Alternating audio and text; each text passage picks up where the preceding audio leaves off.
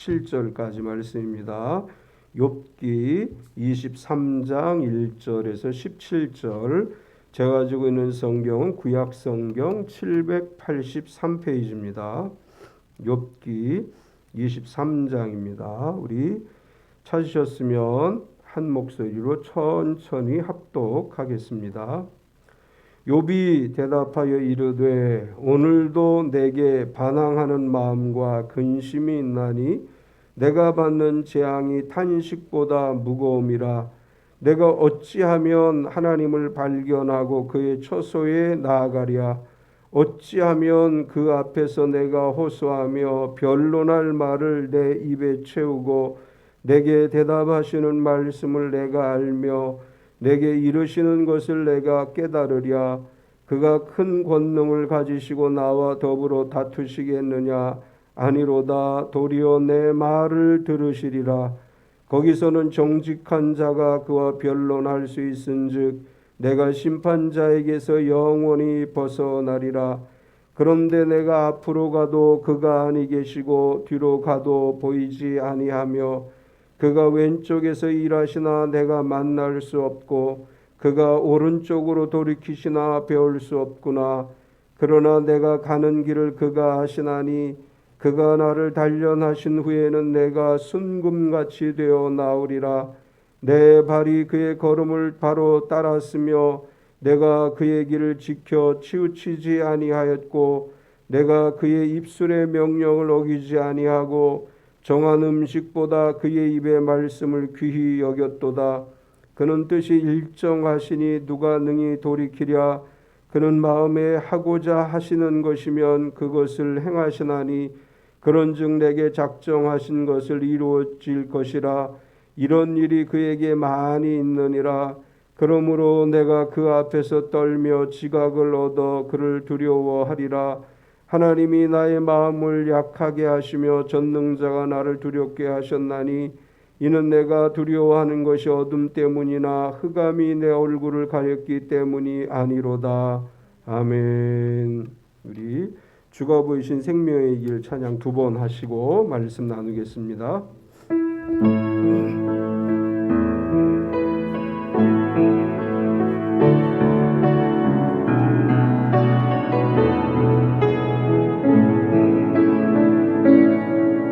주가 보이신 생명의 아멘. 우리 서로 환영하겠습니다. 주님의 이름으로 당신을 환영합니다. 앞뒤 옆 사람을 박수로 환영하겠습니다.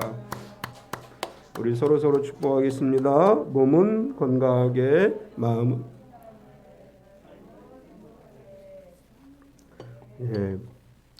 이번 한 주간도 주님 안에서 건강하고 평안하고 행복한 한 주간 되시기를 축원합니다. 아멘.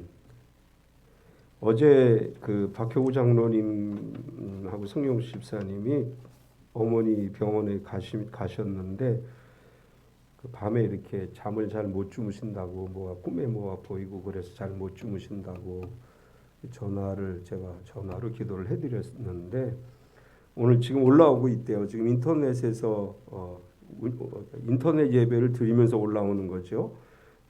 예배하게 하시니 감사합니다. 이렇게 쓴 거 보니까 예배 드리면서 올라오는 것 같은데 어제 기도 받으시고 잘 주무셨다고, 그리고 기도를 이렇게 복사해서 계속 들려드려 또 듣고 하시면서 많이 주무시는 것도 잘 주무시고 많이 상태가 좋아지고 있다고 이렇게 연락이 왔습니다.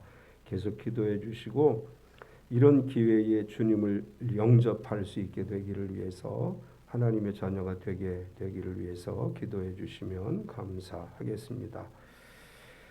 오늘 주보에 있는 글을 읽어드리겠습니다. 하나님의 수신호. 인간이 만들어낸 도구 중에는 신기하게 여겨지는 것이 많습니다. 그중 하나가 신호등입니다. 신호등이 없다면 도로는 대추나무에 연 걸린 격이 되지 않을까요? 직진과 좌회전, 우회전, 멈춤, 보행자의 보행 등이 톱니바퀴 맞물리듯 자연스럽게 이루어지는 건 신호등 덕분입니다. 때로는 신호등 대신에 사람이 수신호할 때가 있습니다. 신호등이 고장났거나 사고가 났거나 특별한 행사가 있으면 누군가 나서 수신호를 보냅니다. 코로나19는 물론 세계 곳곳에서 들려오는 자연재해 소식은 지구라는 별에서 대체 어떤 일이 벌어지고 있는 것일까? 조심스러움을 지나 두려운 마음이 들게 합니다. 지금 우리가 겪는 위기의 시간은 하나님이 수신호를 보내시는 시간이 아닐까요? 너무도 익숙해 당연한 듯 따르고 있는 신호등을 끄라는, 이제부터는 내 수신호를 따르라는 시간 말이지요. 이 땅을 보다 못한 하나님이 직접 수신호를 보내시는 모습이 눈에 선합니다. 이제라도 우리가 살 길은 우리의 신호등을 끄고 눈물로 보내시는 하나님의 수신호를 따르는 길입니다. 오늘 욥의 이야기를 나누려고 하는데, 사실은 욥도 같은 이야기를 해요. 하나님께서 모든 것을 계획하셨고 모든 것은 하나님의 신호에 따라서 우리가 살아가는 것이다. 그런 이야기를 합니다. 지난주에 욥기 2장의 말씀을 나누었는데, 욥이 고난을 당한다는 소식을 듣게 되죠. 세 친구가. 그래서 이제 찾아옵니다. 욥을 찾아온 세 친구는 욥이 고난 당하는 모습을 보고 함께 울어요. 함께 울고 함께 아파했습니다. 그런데 3장에서부터 보면 욥이 고난 당하는 상황에서 욥은 이렇게 이야기해요. 나는 하나님 앞에 죄 지은 게 없다. 그런데 내가 이런 고난을 당하고 있다라고 하소연을 합니다. 욥을 찾아온 세 친구, 와서 위로해 주던 세 친구는 욥이 죄가 없다고 말하는 것을 듣고 이렇게 이야기합니다. 내가 시련을 당하는 것은 하나님 앞에 잘못이 있기 때문이다. 깊이 너 자신을 돌아보라. 이렇게 이야기하면서 회개를 촉구하고 있습니다. 욥의 세 친구는 엘리바스와 빌닷과 소발이라고 하는 사람인데, 이 사람들이 계속해서 욥의 잘못, 욥에게 회개하라고 촉구를 하죠. 오늘 우리가 봉독한 23장 앞에 22장은 엘리바스가 세 번째로 욥에게 이야기하는 내용이고, 23장은 엘리바스의 이야기를 들은 욥이 나는 하나님 앞에서 죄를 지은 것이 아니고 하나님이 지금 부재 중이시다. 하나님께서 내 소리를 듣지 않고 나의 하소연을 듣지 않으시는 것이다. 이렇게 이야기를 합니다. 22장에 보면 엘리바스가 세 번째로 욥에게 이야기하면서 구체적으로 너는 이러이러한 죄를 지었다라고 말하지 못하고, 내가 살아오면서 겪은 결과 내가 겪는 이러한 상황들은 죄와 관련이 있는데, 특별히 엘리바스는 이렇게 얘기해요. 내가 지금까지 겪어본 바에 의하면 많이 가진 자가 가난한 자를 돕지 않고, 또 혼자 사는 사람, 고아, 어려움 당하고 억울함을 당하는 사람들을 돕지 않은 경우에 너와 같이 되는 걸 내가 봤다. 그래서 엘리바스가 욥에게 이야기합니다. 내가 어떤 일을 했는지 우리는 잘 모르지만 너에게 나타난 결과만을 볼 때 너는 이웃의 것을 착취했고 가난한 이웃을 돕지 않았고 하나님보다 재물을 더 사랑했기 때문에 이런 어려움이 너에게 온 것이다. 그러니까 내가 회개하고 하나님께 돌아가면 하나님께서 너를 기뻐하시고 그 얼굴을 내게로 돌리사 너에게 복을 주실 것이다. 엘리바스의 말을 들은 욥은 나는 내가 얘기하는 것처럼 그렇게 인색하게 살아오지 않았고 내가 가진 것을 나누고 베풀며 살아왔는데 너는 어찌해서 나에게 그렇게 이야기하느냐. 그러면서 23절에 자신의 억울함을 하소연하면서 욥은 이렇게 얘기합니다. 내가 겪는 이 모든 고난은 나를 순금같이 되어 나오게 하시려는 하나님의 의도이다. 10절을 보면 그러나 내가 가는 길을 그가 아시나니 그가 나를 단련하신 후에는 내가 순금같이 되어 나오리라. 이렇게 고백합니다. 욥은 이렇게 계속 이야기를 해요. 지금 내가 하나님을 만날 수 없기 때문에 하나님께 아무리 하소연을 해도 하나님이 내 말을 듣지 않으시는 것처럼 여겨지는데 사실은 내가 가는 그 길을 하나님께서 아신다. 뿐만 아니라 이런 과정들을 통해서 하나님은 나를 순금 같은 믿음의 사람으로 거듭나게 하실 줄 내가 믿는다. 이렇게 고백을 합니다. 오늘 욥기 23장의 말씀을 중심으로 해서 순금같이 되어 나으리라는 제목으로 은혜를 나누려고 합니다. 오늘 말씀에서 우리가 발견할 수 있는 것은 첫 번째로 내 말을 들으시리라 이렇게 고백을 해요. 욥은 엘리바스와 친구들이 고난당하는 자신을 향해서 너 죄 때문이야. 죄 회개해. 그래야 하나님이 너를 회복시켜 주실 것이야. 이렇게 얘기할 때 욥은 그렇지 않아도 자신이 무엇 때문에 이런 고난을 당하는지 알지 못하고 힘들고 억울한 상황인데 친구들이 자신을 비판하는 소리를 들으면서 더 마음이 답답하기도 했고, 또한 이 상황 속에서 욥이 깨달은 것은 뭐냐 하면 지금은 하나님이 내 말을 듣지 않으시고 응답하지 않으신 것처럼 보이지만 결국 하나님께서는 내 말을 들으실 것이다. 이런 고백을 합니다. 욥이 하나님께서 내 말을 들으실 것이다 이렇게 고백을 하면서 내게 반항하는 마음과 근심이 있다 이렇게 고백을 해요. 1절과 2절에 보면 욥이 대답하여 이르되 오늘도 내게 반항하는 마음과 근심이 있나니 내가 받는 재앙이 탄식보다 무거움이라.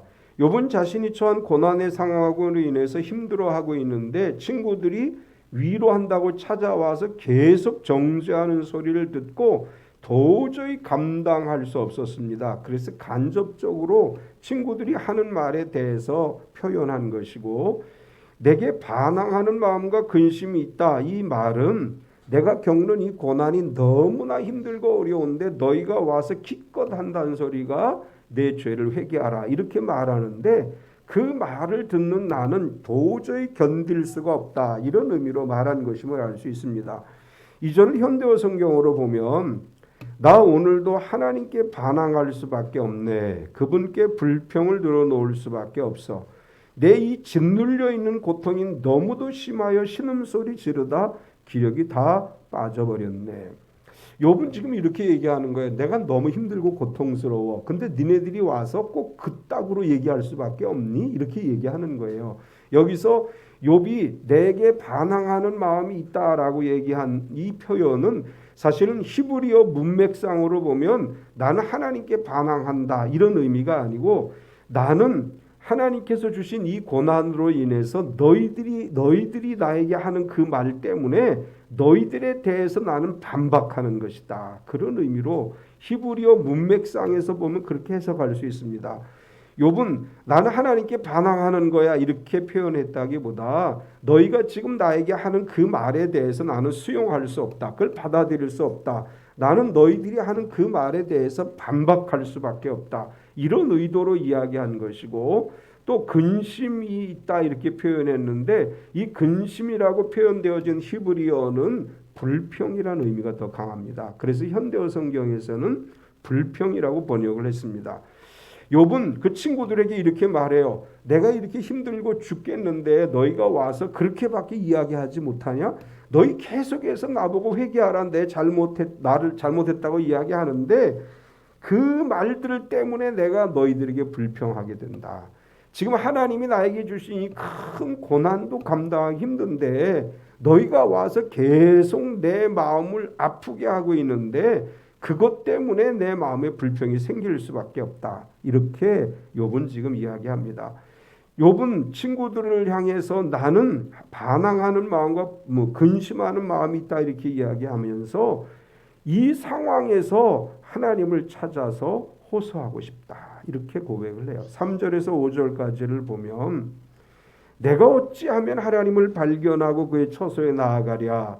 어찌하면 그 앞에서 내가 호소하며 변론할 말을 내 입에 채우고 내게 대답하시는 말씀을 내가 알며 내게 이르시는 것을 내가 깨달으랴. 욥은 자신이 겪고 있는 시련의 상황에서 자신을 더 힘들게 하는 것이 뭐냐? 하나님이 멀리 계신 것처럼 느껴진다는 거예요. 욥은 지금 친구들에게 이렇게 얘기합니다. 내가 어떻게 하면 하나님을 찾을 수 있을까? 하나님만 찾을 수 있다면 내가 그분에게 가서 내가 호소하고 내가 나를 변론할 수 있겠는데, 그렇게 하면 하나님께서 내 말을 들어주실 것인데 그분을 내가 만날 수가 없다. 이렇게 이제 고백을 합니다. 이것은 우리가 일반적으로 하나님의 부재 상황이란 표현을 하죠. 하나님이 나와 함께 하지 않는다고 느껴질 때 가장 힘들어요. 하나님이 나와 함께 하신다는 걸 느꼈을 때는 아무리 어려운 일이 있어도 그 고난 속에서 이겨낼 수 있는데, 하나님이 나와 함께 하지 않는 것 같고 내 소리를 지금 들어주시지 않는 것 같을 때 우린 너무나 힘든 것을 느끼게 됩니다. 우리뿐만 아니라 위대한 믿음의 사람인 다윗도 시편 22편 1절과 2절에 이렇게 고백을 해요. 내 하나님이여 내 하나님이여 어찌 나를 버리셨나이까. 어찌 나를 멀리하여 돕지 아니하시오며 내 신음소리를 듣지 아니하시나이다.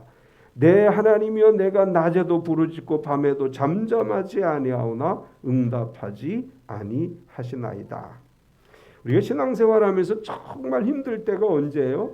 기도해도 응답이 없는 것처럼 느껴질 때, 하나님이 나를 향해 침묵하시고 방관하시는 것처럼 느껴질 때, 그때 정말 힘들죠. 막 힘든 일이 있어도 교회 와서 부르짖어 기도하면 성령께서 감동을 주시고 마음에 응답을 주시면 힘들어도 이겨낼 수 있어요. 그런데 힘든 건 둘째치고 기도해도 응답이 없고 하나님이 전혀 나와 함께 하시지 않는 것처럼 느껴질 때 우린 힘들 수밖에 없어요. 욥은 그런 고백을 하고 다윗도 같은 고백을 해요. 하나님 너무 힘든데 왜 내가 기도하는 소리 하나님 응답하지 않으십니까? 하나님 이제 침묵의 때를 지나서 내 기도에 응답해 주시기를 원합니다. 이런 고백을 하고 있고, 욥은 그 상황에서 그러나 이렇게 고백을 해요. 하나님은 결국 내 말을 들으시리라. 6절을 보면 그가 큰 권능을 가지시고 나와 더불어 다투시겠느냐? 아니로다. 도리어 내 말을 들으시리라. 우리가 개역개정 성경으로 보면 이 구절을 전체적으로 이해하기 좀 어려운데 현대어 성경으로 보면 이 구절을 잘 이해할 수 있습니다. 그토록 엄청난 힘을 지니고 계신데 보잘것없는 나와 설마 다투실까? 아니지, 아닐 거야. 내가 하는 말 자세히 들어주실 거야. 세상의 권세자들은 권세를 남용하죠. 그러나 하나님은 엄청난 권세를 가지셨지만 나같이 보잘것없는 것과 다투시지 않으시고 내가 하는 말에 귀를 기울여 주실 거야. 욥은 이렇게 고백하는 거예요. 이것이 욥의 신앙입니다. 내가 기도해도 내가 이 절망의 상황에서 부르짖어도 하나님 외면하는 것 같고 내 소리를 듣지 않으시는 것 같은데 친구들이 자신을 비난하는 이 상황 속에서 나를 외면하시는 것 같고 하나님께서 내 소리를 전혀 듣지 않으시는 것 같지만 욥은 믿음의 고백을 해요. 하나님은 내 말을 자세히 들어주실 거야.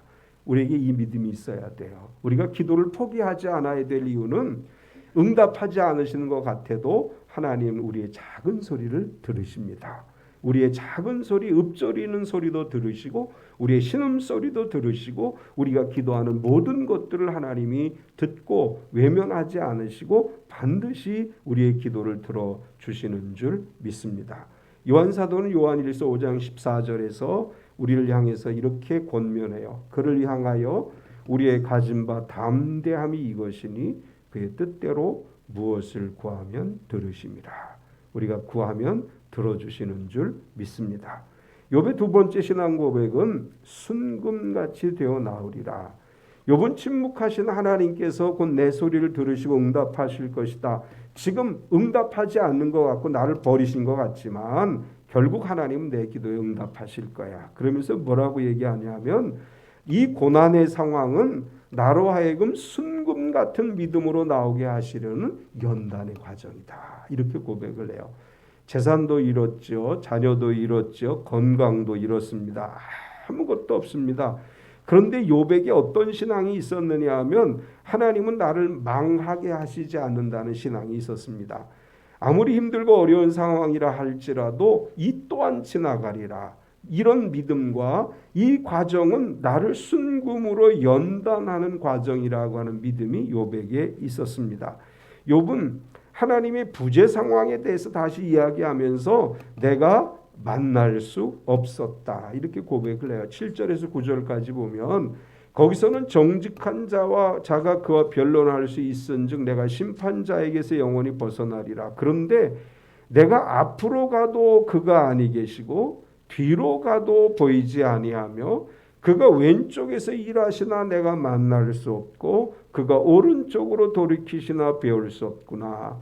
욥은 하나님 앞에 나의 억울함을 하소연하고 싶은데 하나님이 응답하시지 않았어. 그러나 반드시 하나님 내 음성을 들어주실 걸 믿는다고 이야기하면서 하나님은 정직한 자가 그와 변론할 때 심판을 받지 않고 하나님의 은혜를 누리게 될 것이다. 이렇게 이야기하면서 내가 그분에게 이야기하려고 하는데 앞에 가도 보이지 않고 뒤에도 아니 계신 것 같고 왼쪽에서 일하시는 것 같아서 왼쪽으로 찾아봐도 없고 오른쪽으로 돌이키나 거기에도 하나님이 없다.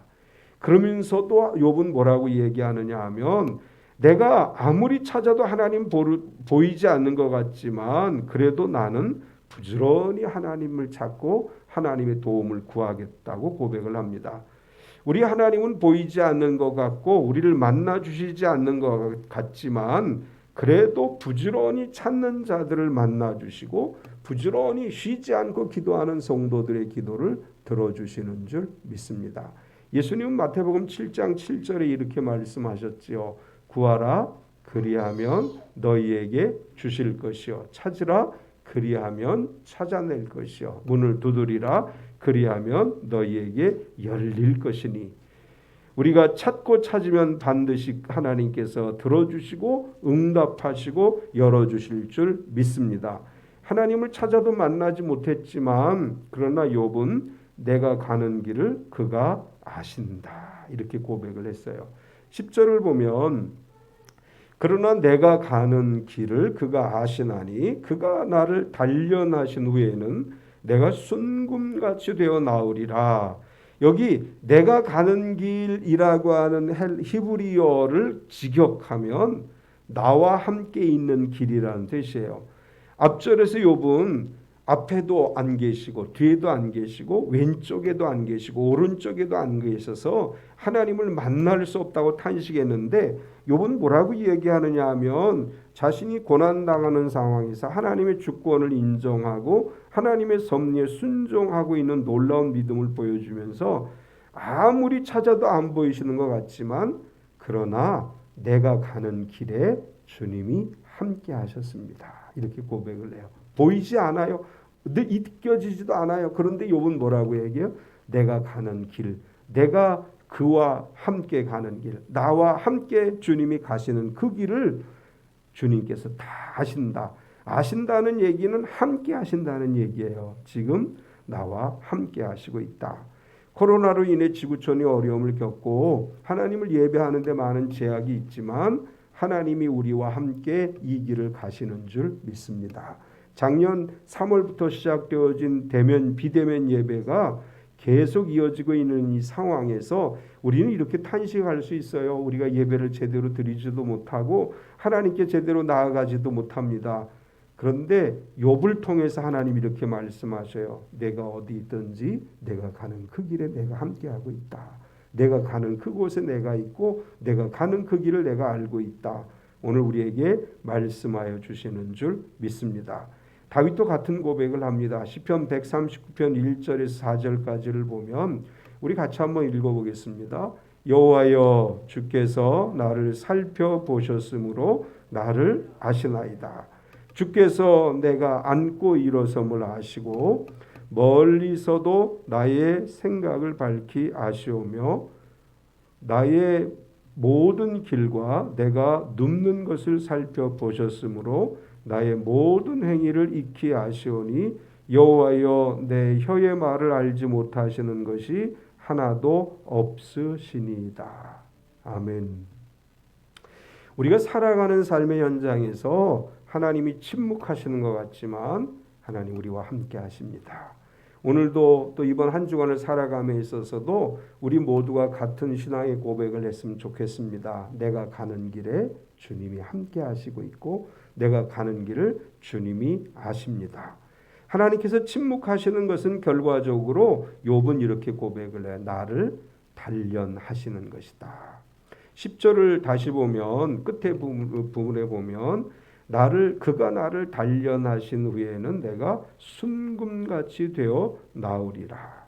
자신이 겪는 지금 이 상황들이 하나님 부재 상황으로 인해서 오는 것이라고 생각할 수 있지만 실제로는 내가 가는 길을 다 아시고 즉 나와 함께 하시고 또한 나의 모든 것을 아시고 이 과정들을 통해 나를 연단하시고 있다. 욥의 말은 이런 말이에요. 이 시련이 다 끝나고 나면 용광로에 들어갔던 금광석에 모든 불순물들이 녹아나고 그 안에 순금이 나오게 되듯이 내가 지금까지 살아오면서 아직 해결하지 못한 그런 찌꺼기들을 다 태우시고 순결하게 하셔서 순금 같은 믿음으로 나를 나오게 하실 것이다. 이렇게 고백을 합니다.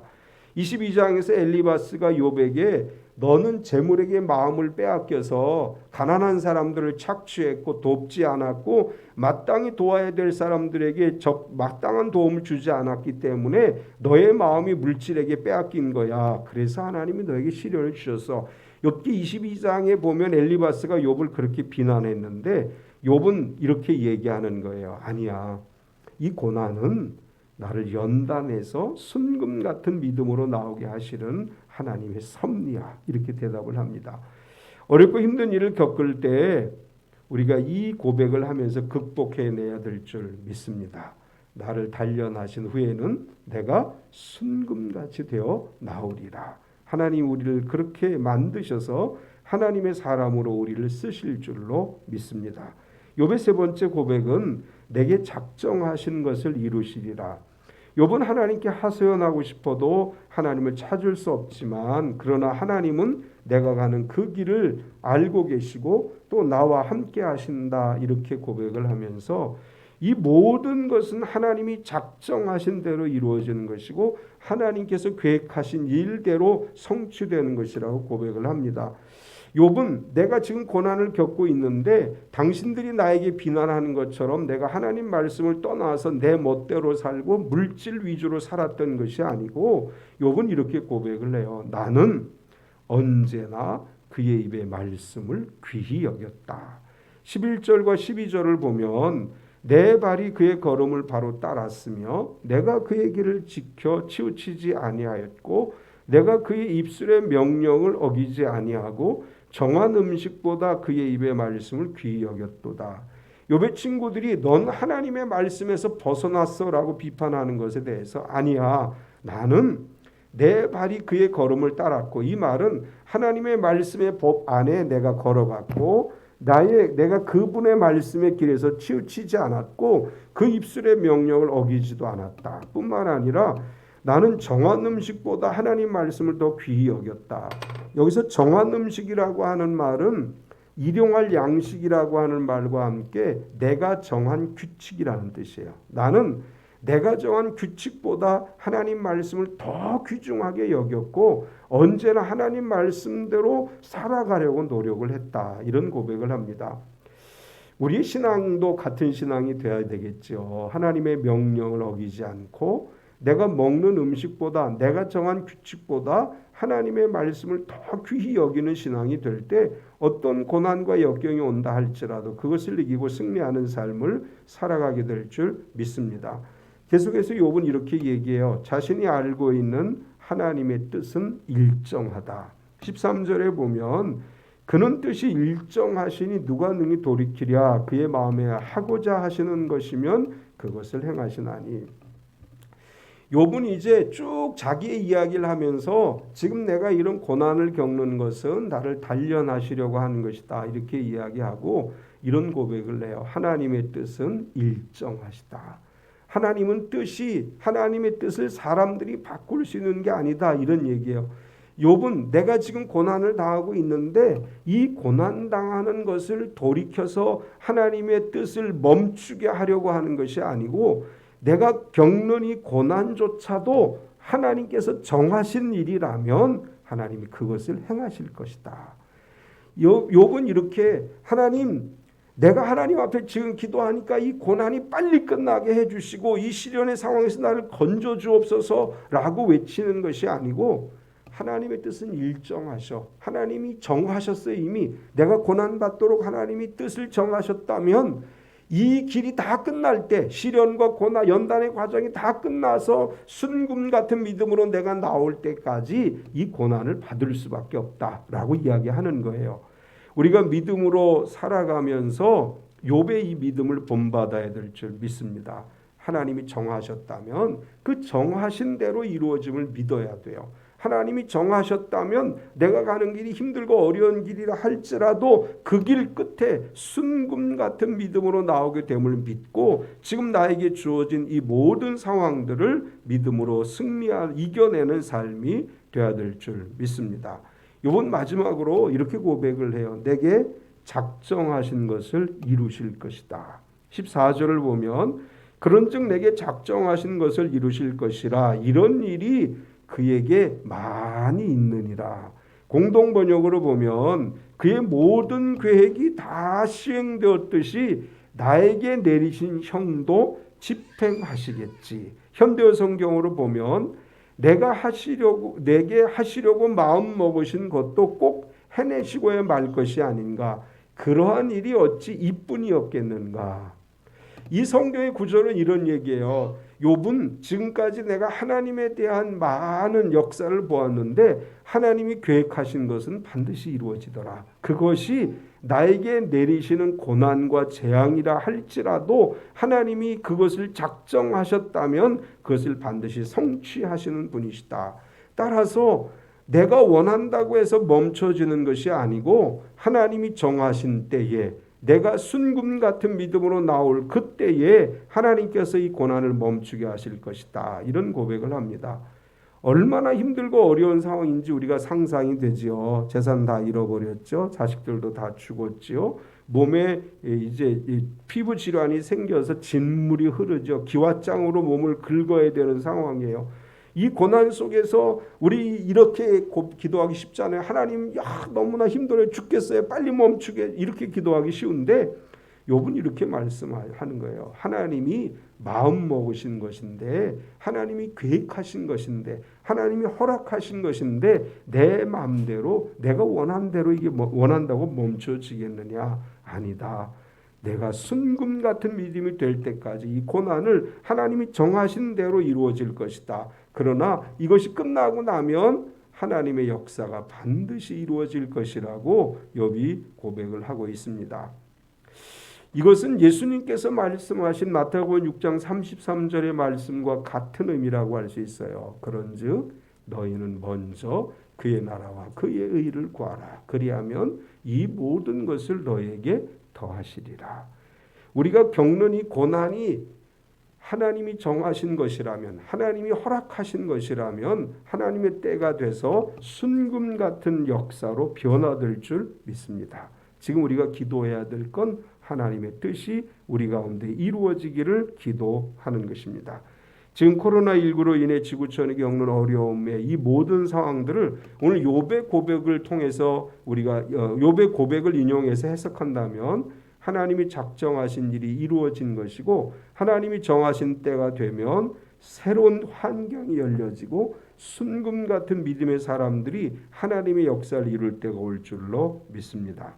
우리가 겪는 모든 상황 속에서 하나님 앞에 불평하고 원망하기보다 정하신 때에 하나님의 뜻과 섭리대로 이루어짐을 믿고 날마다 믿음으로 승리하는 저와 여러분 되시기를 축원합니다. 참 좋으신 하나님 감사합니다. 오늘도 우리가 주님 앞에 기쁨으로 예배하고 말씀 듣게 하심을 감사합니다.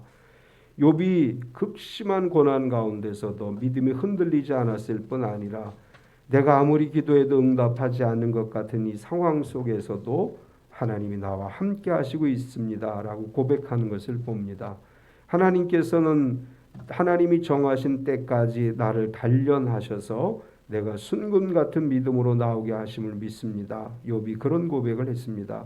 코로나19가 하나님께서 주시는 단련의 과정인 줄로 믿습니다. 교회들마다 성도들마다 이 코로나의 과정을 통해서 순금 같은 믿음의 교회들로 순금 같은 믿음의 성도들로 세워지게 하여 주시옵소서. 우리가 우리의 방법과 우리의 뜻을 따라 사는 것이 아니고 하나님의 뜻과 섭리를 찾고 그 안에서 살아가는 성도가 되게 하여 주시옵소서. 주님, 피 묻은 손으로 안수하셔서 우리 사랑하는 성도들을 치유하여 주시고 회복시켜 주시옵소서.